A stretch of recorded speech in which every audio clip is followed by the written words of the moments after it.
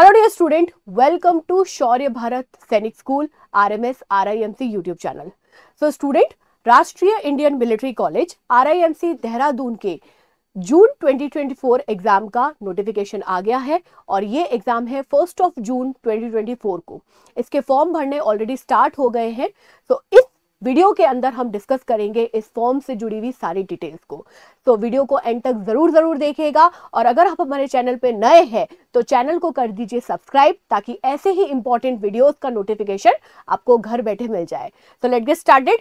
सबसे पहले हम बात करेंगे कि इस फॉर्म को कैसे मंगवाया जाता है। सबसे पहले बात करते हैं एप्लीकेशन फॉर्म की।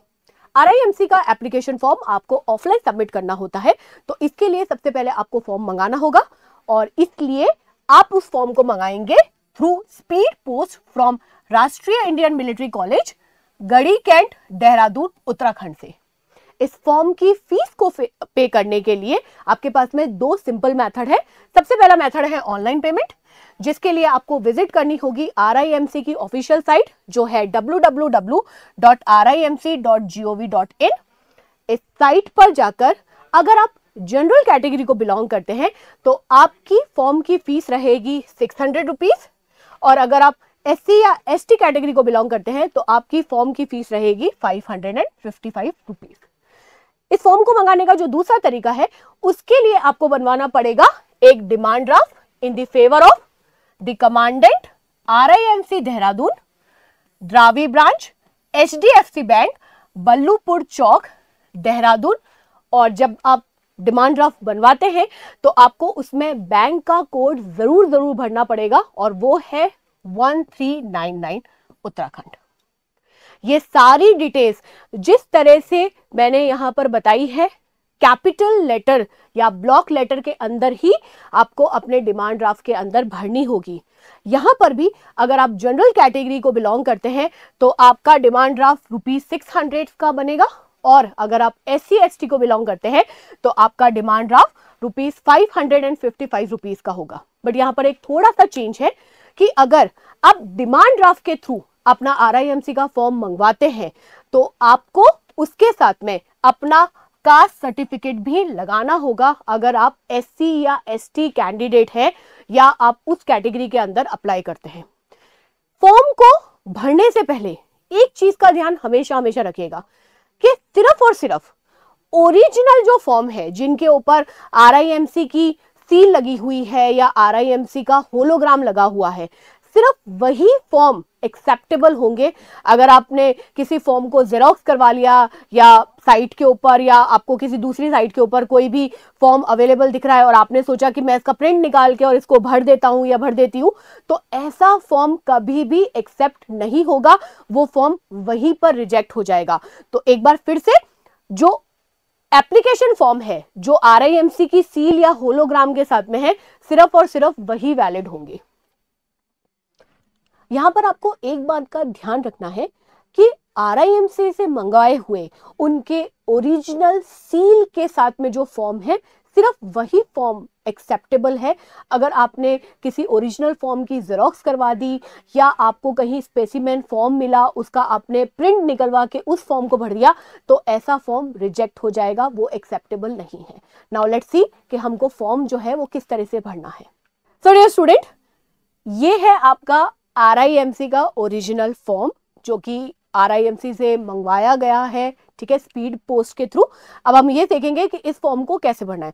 तो इस फॉर्म को भरने का सिर्फ और सिर्फ एक ही इंस्ट्रक्शन है और वो आपको इस फॉर्म के अंदर दिया हुआ है कि आप इस पूरे के पूरे फॉर्म को कैपिटल लेटर या फिर ब्लॉक लेटर के अंदर भरेंगे, और ये जो फॉर्म है वो कैंडिडेट खुद भरेगा, उसके पेरेंट्स को ये फॉर्म नहीं भरना है। तो कैंडिडेट की खुद की हैंडराइटिंग के अंदर ब्लॉक लेटर या कैपिटल लेटर के अंदर ये पूरा का पूरा फॉर्म जो है वो भरना है। ओके, नाउ सबसे पहले हम जो बहुत बेसिक डिटेल्स हैं उनके बारे में बात कर लेते हैं। तो यहाँ पर फॉर्म में, जैसे आपको ये फॉर्म में नजर आ रहा है, सबसे पहली जो डिटेल आपको भरनी है वो है कैंडिडेट का नाम। मैं वापस एक बार रिपीट कर देती हूँ कि आपको ये फॉर्म कैपिटल लेटर के अंदर भरना है। तो यहाँ पर सबसे पहले आपको अपना नाम भरना है और फिर आपको भरनी है अपनी date of birth.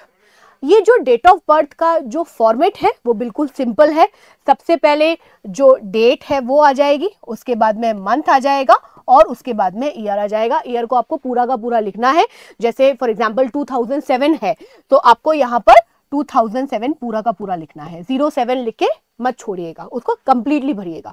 Okay, then उसके बाद में जो नेक्स्ट डिटेल आपको यहाँ पर भरनी है वो है आपका बर्थ प्लेस, आपका जो जन्म स्थान है वो आपको यहाँ पर भरना है। अगेन मैं वापस बोल रही हूँ, कैपिटल लेटर के अंदर भरिएगा उसको।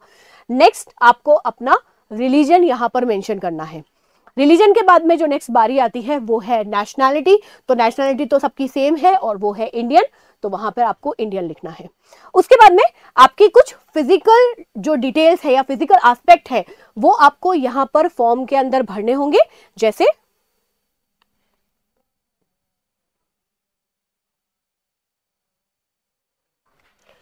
सबसे पहले आपको अपनी हाइट जो है उसको यहां पर मेंशन करना है और आपको अपनी हाइट जो है वो सेंटीमीटर के अंदर मेंशन करनी है। यानी कि आपको ऐसे नहीं लिखना है कि मैं 4 फीट का हूं या 4 फीट 3 इंच का हूं, नहीं, आपको सेंटीमीटर के अंदर अपनी जो हाइट है उसको यहां पर मेंशन करना है। For example 146 centimetre. देन जो नेक्स्ट डिटेल आपको यहां पर भरनी है वो है आपका weight in kilogram. Then next आपका आई विजन जो है वो आपको यहां पर फॉर्म के अंदर फिल करना है, राइट आई का और लेफ्ट आई का। तो अब आप बोलेंगे मैम राइट या लेफ्ट का हमें कैसे पता चलेगा? तो इसके लिए एक बहुत सिंपल सा तरीका है। किसी भी आई स्पेशलिस्ट को आप एक बार विजिट कीजिए और उनको बोलिए कि मुझे फॉर्म भरना है और इसके लिए मुझे अपनी आई डिटेल यहाँ पर भरनी है। तो वो आपका जो आंखों का नंबर है, अगर आप स्पेक्स पहनते हैं या आपकी आंखें बिल्कुल ठीक है, तो जो भी आपका नंबर होगा वो यहाँ पर आपको दे देंगे। मैं अभी हाल फिलहाल एग्जाम्पल के लिए यहाँ पर लिख देती हूँ। आपकी राइट आई भी 6/6 है और लेफ्ट वाली जो है वो भी 6/6 है। देन उसके साथ में आपको लिखना होगा आपका जेंडर, मेल और फीमेल। दैट मीन्स RIMC के लिए लड़के और लड़कियां दोनों के दोनों जो है वो अप्लाई कर सकते हैं।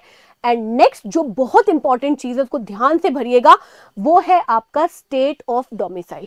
ये जो आपका स्थानीय निवास होता है, कहां पर आप बिलोंग करते हैं। भाई नौकरी करने के लिए तो नेचुरल सी बात है कि आपके फादर जो है वो कहीं और जा सकते हैं, लेकिन आपका जो मूल निवास है, डोमिसाइल स्टेट है, वो कौन सी है वो आपको यहाँ पर मेंशन करनी है।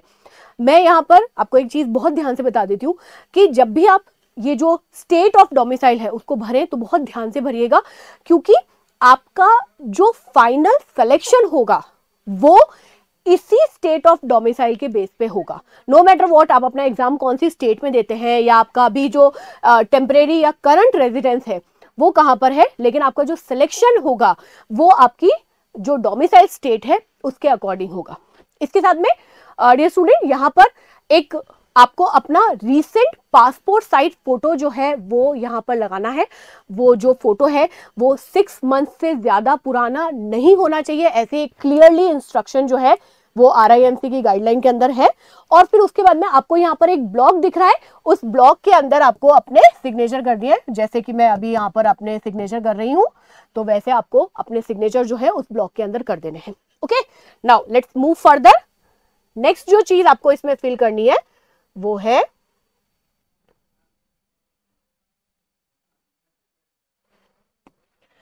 नेक्स्ट डिटेल जो है वो है आपका आइडेंटिफिकेशन मार्क्स। अब ये आइडेंटिफिकेशन और जो मार्क होता है ना, इसको लेके थोड़ा सा कंफ्यूजन सब बच्चों के अंदर रहता ही है कि हम लोग कौन सा आइडेंटिफिकेशन मार्क जो है वो डालना है। तो आपकी बॉडी के ऊपर अगर कोई नेचुरल बर्थ मार्क है, जो कई जो बच्चे होते हैं उनकी बॉडी के ऊपर होता है, तो आप वो मेंशन कर सकते हैं कि बर्थ मार्क जो है वो मेरे हाथ के ऊपर है या फिर गर्दन के ऊपर है। तो वो आप बिल्कुल बर्थ मार्क ऑन नेक करके उसको डाल सकते हैं, birth mark on right hand डाल सकते हैं, लेग के अंदर डाल सकते हैं। या अगर कोई मोल है जिससे कि वो आपको आइडेंटिफाई कर पाए, तो वो आपको बर्थ मार्क या आइडेंटिफिकेशन मार्क जो है वो यहाँ पे डालना है, मोल ऑन नोज या मोल ऑन राइट चीक या इस तरह से, जिससे वो इजीली आपको आइडेंटिफाई कर पाए कि ये जो फॉर्म जिस बच्चे ने भरा है या जिस कैंडिडेट ने भरा है और जो कैंडिडेट हमारे सामने है वो बिल्कुल सेम ही है, दोनों सेम है। उसके बाद में आपको लिखना है आपका एग्जाम सेंटर नेम। नाउ यहां पर भी आपको ध्यान रखना है, जैसे मैंने आपको पहले भी बताया था कि हमारी जो डोमिसाइल स्टेट होती है वो अलग हो सकती है, लेकिन हो सकता है कि आपके फादर जो है वो कहीं सर्विस कर रहे हैं तो किसी दूसरी स्टेट के अंदर हो, तो अब वहां पर आपने अपना एग्जामिनेशन सेंटर क्या ऑप्ट किया है। जैसे अगर मेरा डोमिसाइल स्टेट जो है वो राजस्थान है, लेकिन मैं अभी मेरे फादर जो है वो जॉब करने के लिए यूपी में है, तो यूपी में अपना जो एग्जामिनेशन सेंटर है वो क्या ऑप्ट करूंगा या करूंगी, तो वो आपको यहाँ पर मार्क कर देना है। जैसे कि मैं यहाँ पर लिख देती हूँ अलीगढ़। ये मैं सिर्फ और सिर्फ आपको एग्जाम्पल देके यहाँ पर बता रही हूँ। आप अपना जो एग्जामिनेशन सेंटर है वो आपके फॉर्म के साथ में सारी की सारी जो स्टेट गवर्नमेंट है उनके एग्जामिनेशन सेंटर की एक लिस्ट आपको मिली है, उसके अकॉर्डिंगली आपको अपना एग्जामिनेशन सेंटर जो है उसको चूज करना है। नेक्स्ट, आपका यानी जो कैंडिडेट अप्लाई कर रहा है उसका आधार जो नंबर है वो आपको यहाँ पर फिल करना है। देन उसके बाद में आपके फादर या मदर दोनों में से किसी एक का आधार नंबर जो है वो आपको यहां पर फिल करना है। दोनों में से आप किसी का भी कर सकते हैं, कोई ऐसा जरूरी नहीं है कि फादर का ही करें या फिर मदर का ही करें। नेक्स्ट, अब यहां पर आपको अपनी एग्जाम की डिटेल भरनी है, यानी आप जो एग्जाम के लिए अप्लाई कर रहे हैं वो कौन से एग्जाम के लिए कर रहे हैं। सो आप 1 और 2 जून के एग्जाम के लिए अप्लाई कर रहे हैं और यू आर अपियरिंग फॉर 1 और 2 दिसंबर के जो एग्जाम है उसके लिए। और फिर उसके बाद में जैसे यहां पर मैंने 1 और 2 जून को पहले टिक कर दिया, और उसके बाद में टर्म ऑफ एडमिशन, तो अगर आप जून का एग्जाम देते हैं तो आपका जो टर्म रहेगा RIMC में जब आप सेलेक्ट हो जाएंगे वो रहेगा स्प्रिंग टर्म, जो कि जनवरी से शुरू होगा। और यही अगर आप दिसंबर में अप्लाई करते हैं तो आपका जो टर्म होगा, जो स्टार्ट होगा RIMC में सिलेक्शन के बाद में, वो रहेगा ऑटम टर्म, जो कि नेक्स्ट ईयर जुलाई से शुरू होगा। तो इनको बहुत अच्छी तरीके से अच्छे से भरिएगा। नेक्स्ट जो डिटेल यहां पर आपको अपनी फैमिली डिटेल्स यहां पर भरनी होती है।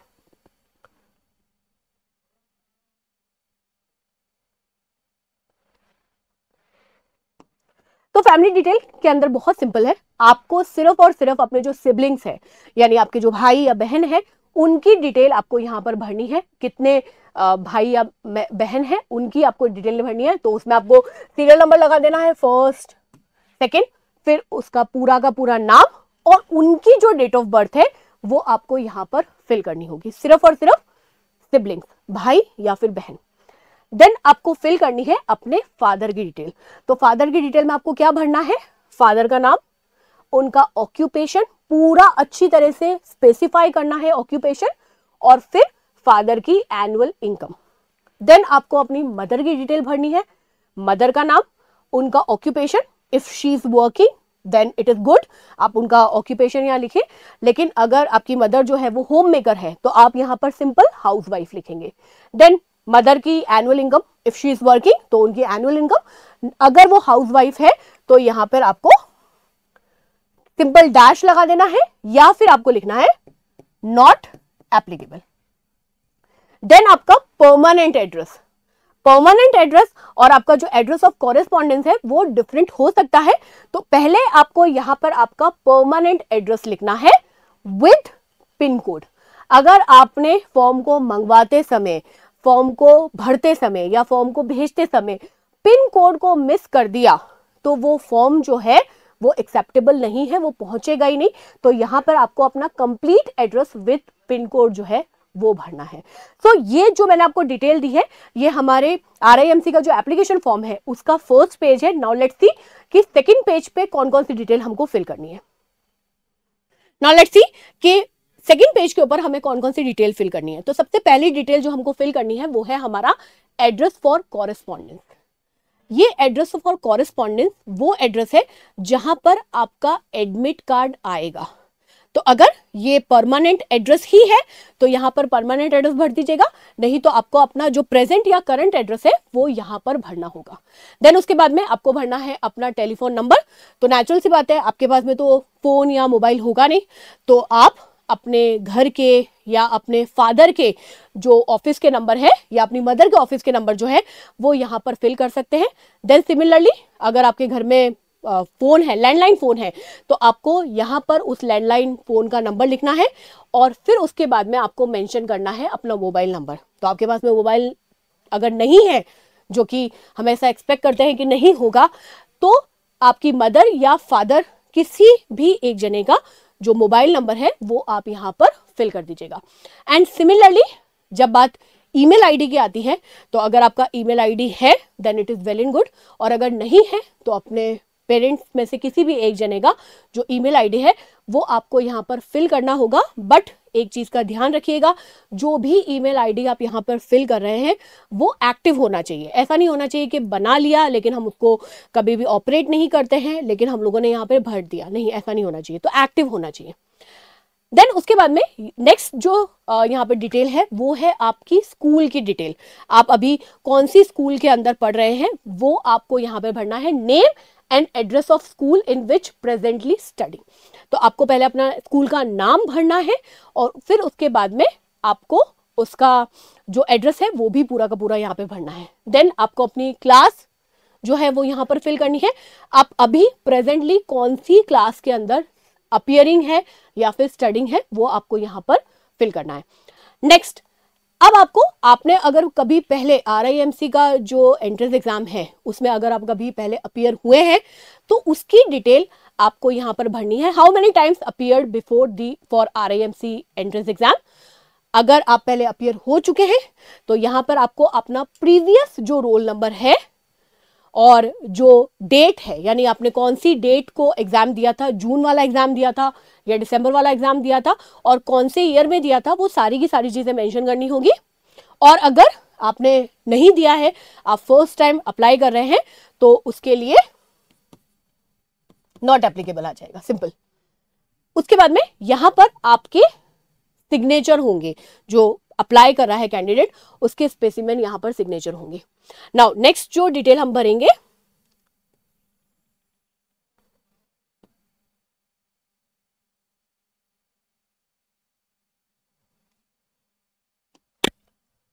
वो आपके बैकग्राउंड को लेकर है कि आपका कोई भी क्लोज रिलेटिव जो है, आपके फादर या आपके अंकल, क्लोज रिलेटिव जो है, उनका क्या कोई आर्मी बैकग्राउंड है। अगर वहां पर है तो उनके बारे में आपको यहाँ पर मेंशन करना है। फॉर एग्जांपल अगर आपके फादर जो है वो सर्विस में है तो वो सर्विस में कहाँ पर है, क्या कहाँ पर उनकी पोस्टिंग है, क्या उनकी पोस्ट है, या आपके ग्रैंडफादर हो या आपके अंकल हो तो उनकी जो पोस्ट है या पोस्टिंग जो है वो कहाँ पर है, वो सब चीज़ें आपको यहाँ पर मेंशन करनी है। अगर ऐसा नहीं है, आपका क्लोज रिलेटिव कोई भी डिफेंस बैकग्राउंड से नहीं है, तो यहाँ पर सेम चीज़ आ जाएगी, नॉट एप्लीकेबल। नाउ इसके बाद में आपको अपने अचीवमेंट्स जो हैं वो एग्जाम के पॉइंट ऑफ व्यू से यहाँ पर फिल करने हैं। तो आपका अगर स्पोर्ट्स या किसी और अदर फील्ड के अंदर कोई अचीवमेंट है, आप किसी स्पोर्ट्स से एसोसिएटेड है, या आप डिबेट कंपटीशन के अंदर कोई आपने प्राइज वगैरह जीता है, या आपकी कोई और अचीवमेंट है, तो आपको वो यहाँ पर इस पेज के अंदर मेंशन करने हैं। मैं चेस खेलता हूँ, मैं फुटबॉल जो टीम है उसका कैप्टन हूँ, या मैंने इंटरनेशनल या नेशनल या स्टेट लेवल डिबेट कंपटीशन में पार्टिसिपेट किया है, या मैं कोई मार्शल आर्ट जानता हूँ, तो वो हर डिटेल जो है वो आपको यहाँ पर मेंशन कर देनी है। उसके बाद में यहाँ पर एक छोटा सा आपके पास में सेंटेंस है जिसको आपको पढ़ना है बहुत अच्छी तरह से, और वो यही बताता है कि ये सर्टिफाइड करता है कि जितनी भी इंफॉर्मेशन आपने ऊपर भरी है वो सारी की सारी इंफॉर्मेशन बिल्कुल करेक्ट है, और अगर ऊपर भरी हुई इंफॉर्मेशन में से कोई भी इंफॉर्मेशन गलत हुई तो आपका कैंडिडेचर जो है वो वहीं पर ही कैंसिल हो जाएगा, और फिर आपको यहाँ पर आपके पेरेंट या जो गार्डियन है उनके सिग्नेचर होंगे, डेट, प्लेस जहां से आप को भर रहे हैं, और फिर उसके बाद में यहां पर नीचे जो आपकी स्कूल के प्रिंसिपल या हेडमास्टर हैं उनके सिग्नेचर यहां पर आएंगे, जो ये कंफर्म करेंगे कि आपने ऊपर जो भी डिटेल भरी है वो बिल्कुल करेक्ट है। ये जो फॉर्म रहेगा, इसके बाद में नीचे आपको इसी फॉर्म के अंदर कुछ डॉक्यूमेंट की लिस्ट दी है जो आपको अपने फॉर्म के साथ में अटैच करनी है। To get up to 100% scholarship on online and offline Sainik school military school courses, register now at shaurya bharat.com।